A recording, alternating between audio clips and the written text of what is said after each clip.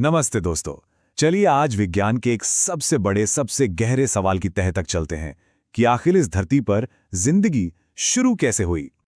हम अपनी पड़ताल की शुरुआत करेंगे इस नंबर से 60%। जरा सोचिए, ये नंबर आखिर क्या हो सकता है।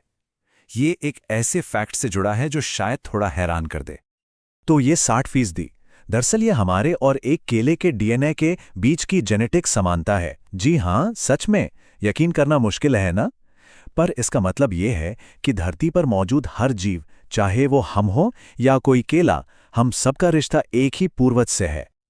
और अगर हम वक्त में और पीछे जाएं, तो हम पहुंचते हैं लूका के पास, यानी लास्ट यूनिवर्सल कॉमन एंसेस्टर। ये एक सिंगल सेल वाला जीव था जिससे हम सब इवॉल्व हुए हैं। लेकिन यहीं से एक बहुत बड़ा सवाल खड़ा होता है। अगर सब कुछ लूका से आया, तो फिर लूका कहां से आया? और यही तो जिंदगी की शुरुआत की सबसे बड़ी पहेली है। कैसे पत्थर, पानी और केमिकल्स जैसी बेजान चीजें एक जिंदा, सांस लेते हुए जीव ने बदल सकती हैं।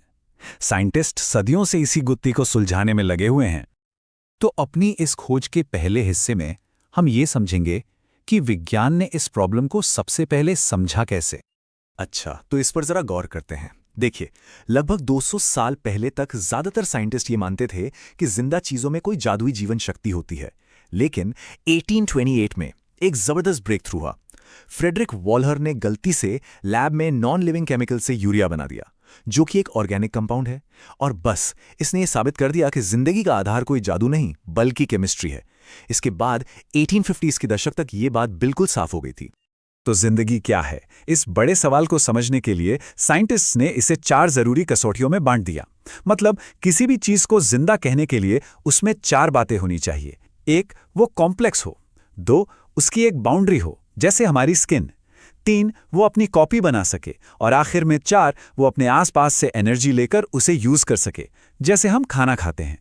तो अब जीवन की शुरुआत की कोई भी थ्योरी हो, उसे इन चारों सवालों का जवाब तो देना ही पड़ेगा। चलिए अब इस पहेली के पहले टुकड़े की तरफ बढ़ते हैं। सवाल यह है कि जिंदगी बनाने के लिए जो कॉम्प्लेक्स मॉलिक्यूल्स चाहिए थे, वो आए कहां से। तो ये है हमारा मेन सवाल। ये बिल्डिंग ब्लॉक्स जैसे अमीनो एसिड्स और शुगर्स, ये सब कहां से आए? और इसका जवाब शायद हमारी धरती पर नहीं बल्कि स्पेस में है। एक थ्योरी है पैंस्पर्मिया। ये कहती है कि जिंदगी के लिए जरूरी कच्चा माल धरती पर बना ही नहीं, बल्कि धूमकेतुओं और उल्कापिंडों के जरिए यहां डिलीवर हुआ था। और मजे की बात यह है कि हमारे पास इसके लिए सबूत भी हैं। साइंटिस्ट ने दूर दराज के गैस क्लाउड्स में कॉम्प्लेक्स मॉलिक्यूल्स देखे हैं। उल्कापिंडों में 20 से ज्यादा तरह के अमीनो एसिड्स मिले हैं। और तो और आरएनए और डीएनए बनाने के लिए जो शुगर चाहिए, उसके बिल्डिंग ब्लॉक्स भी स्पेस में मौजूद हैं। ऐसा लगता है कि पूरा यूनिवर्स ही जिंदगी के स्पेयर पार्ट्स बनाने वाली एक बहुत बड़ी फैक्ट्री है। तो ठीक है, यूनिवर्स ने हमें कच्चा माल तो दे दिया, लेकिन इन सब पुर्जों को जोड़कर जिंदगी की पहली मशीन आखिर बनी कहां? जवाब है यहीं, हमारी अपनी धरती पर। प्राइमोर्डियल सूप हाइपोथेसिस के मुताबिक शुरुआती पृथ्वी के गर्म तालाबों में बिजली कड़कने और ज्वालामुखी की गर्मी से वो एनर्जी मिली जिससे ये सिंपल मॉलिक्यूल्स जिंदगी के और भी कॉम्प्लेक्स बिल्डिंग ब्लॉक्स में बदल गए। तो हमारे पास कच्चा माल आ गया। अब अगला और बहुत जरूरी सवाल यह है कि ये सारा सामान अपने आप को पहले प्रोटोसेल्स में कैसे ऑर्गेनाइज कर पाया। और यहीं पर एंट्री होती है आरएनए वर्ल्ड हाइपोथेसिस की। ये थियरी कहती है कि डीएनए से पहले आरएनए आया था। क्यों? क्योंकि आरएनए एक कमाल का मॉलिक्यूल है। वो इंफॉर्मेशन स्टोर भी कर सकता है और खुद को कॉपी भी कर सकता है। मतलब एक ऑल इन वन मॉलिक्यूल। और ये हुआ कैसे होगा? बहुत ही सिंपल तरीके से।